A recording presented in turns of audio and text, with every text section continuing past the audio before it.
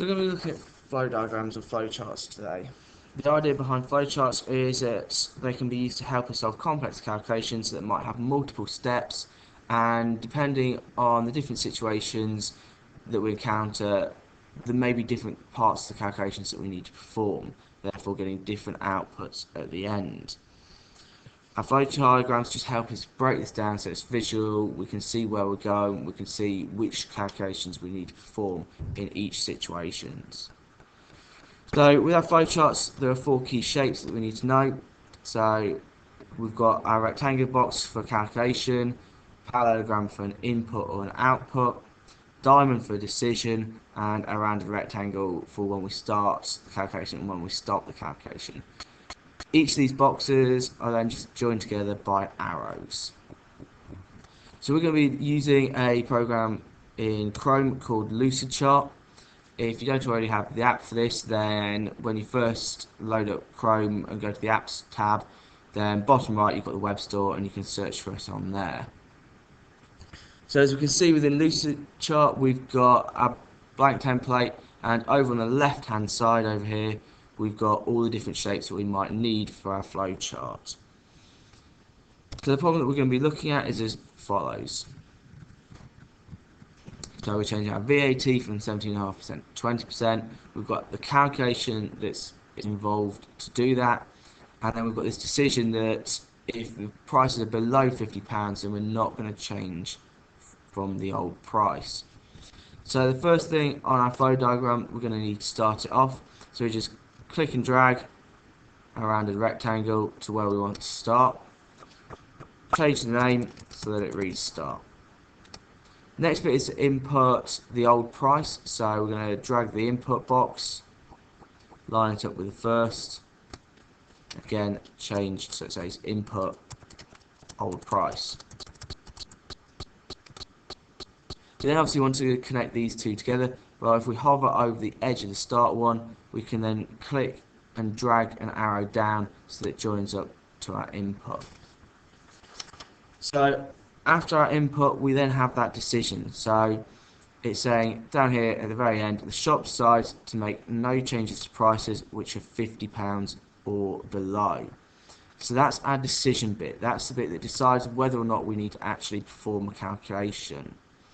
So we want to go to our flowchart. We're going to drag our decision box and line that up underneath. So this time we just want to type in what the decision needs to be. So is old price greater than £50? Again, linking up our input to the decision. So this time we're going to have two routes coming out from our decision. So this time we're going to need a rectangle because we're actually going to be having our calculation, having our process. So the first one is if the price is greater than £50, then we've got the calculation that we need to perform. So we say new price equals old price divided by 117.5 multiplied by 120. Again, we just want to link up with our arrows, and there we go, we've got that yes already labelled on it.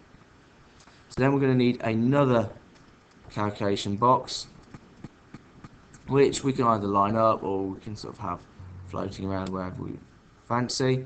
And in this one, this is if the price is below £50, and so in this case we're just going to be saying new price equals old price. And again, hovering over our decision box and dragging our no arrow out.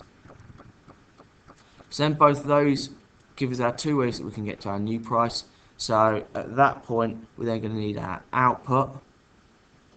So we drag another output box onto our diagram, and here we just want to type in output new price. So then linking our calculation to our box. Similarly, we can link the two boxes so they both flow into it. Finally then, that gives us our new price, so we're now all finished. So we want to stop any calculations, so we want to drag in our rounded rectangle again and change that to stop. Again, link it up with an arrow to the boxes, and then we're all done. So we've then got a finished flow diagram from start all the way through to the finish.